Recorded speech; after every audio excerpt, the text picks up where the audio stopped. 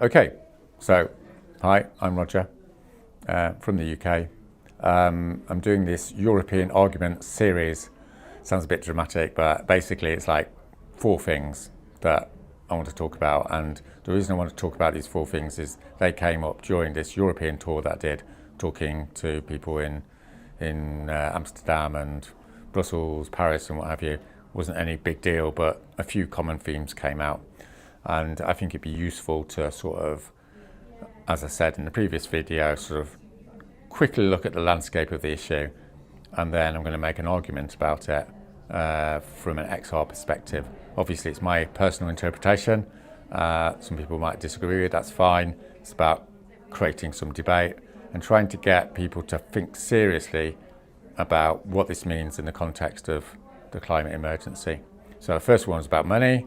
So this one is about centralisation versus decentralisation.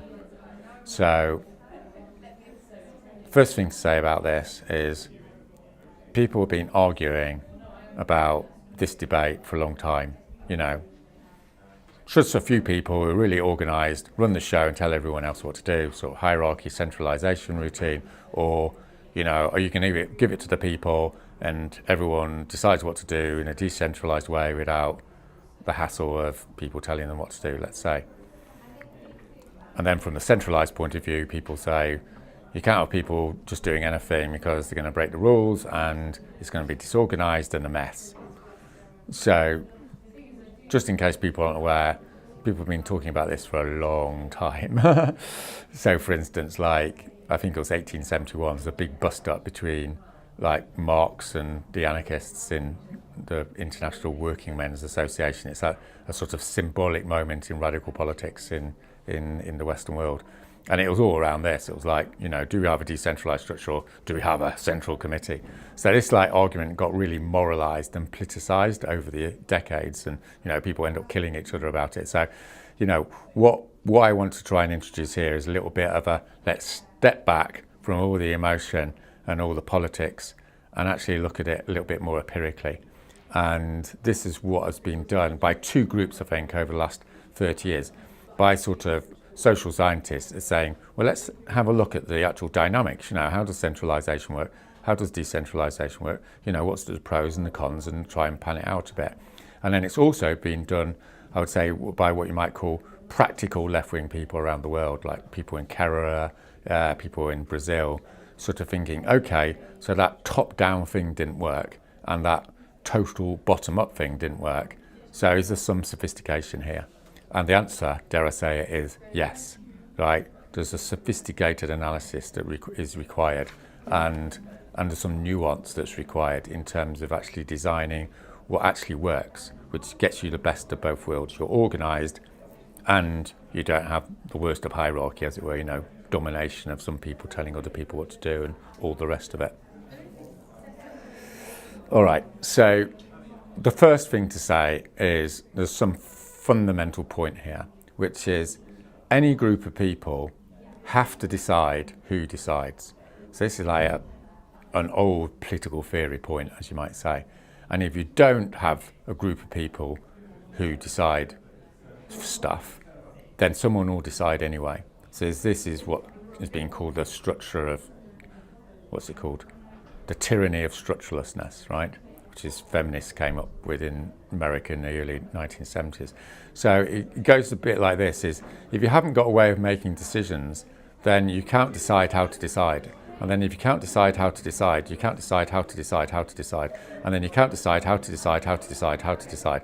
So you go down this warren, right?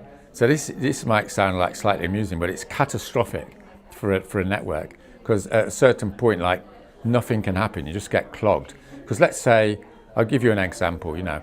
Let's say I want to suggest that the International Rebellion is on the 7th of October. So you could come to me and say, hang on, Roger, you know, how come you're deciding? You know, what's so special about you? And then you could say, well, I'm going to set up this process through which you can decide it. And then someone else could come along to you and say, hang on a minute, what gives you the right to decide how to decide this process? You know, who's given you the authority to make decision? You're just some, you know, Eurocentric, white, whatever, right, people what about us? And then they try to decide, and then they get challenged. So it's a nightmare. You see how this works? So the fact of the matter is there's some decisions that have to be made by the whole group because they affect the whole group. If you want to go and have a picnic, right, no one's bothered, right? It doesn't affect me, so I'm not bothered about that decision. But if you want to, decide that we want to drive on the right-hand side of the road, that affects everyone. So everyone has to be involved in it. And then you have to have a way to decide whether to drive on the right-hand side of the road or the left-hand side of the road, right? So this is a metaphysical thing. It's not a political thing. It's like sometimes there's all group decisions. Like if you want to have a rebellion on the 7th of October, that affects everyone. It means people, in South Africa or Los Angeles or London, everyone has to now go on the 7th of October, right? Well, that affects everyone. So how do you decide it? Well, so this is the role of centralisation. You have to have a group that makes that decision. Now, they can make it in a sophisticated way, but the bottom line is you have to have a group that decides. Or, in so much as you haven't got that, you have to have a group that decides how to decide. And you just have to do it. And it's a bit of a ruthless thing, if the truth be known. But if you don't have it, then you either never make any decisions, i.e. there's never a rebellion organised, which is a total disaster from a climate emergency point of view, or it's just chaotic, or someone decides anyway, which isn't great.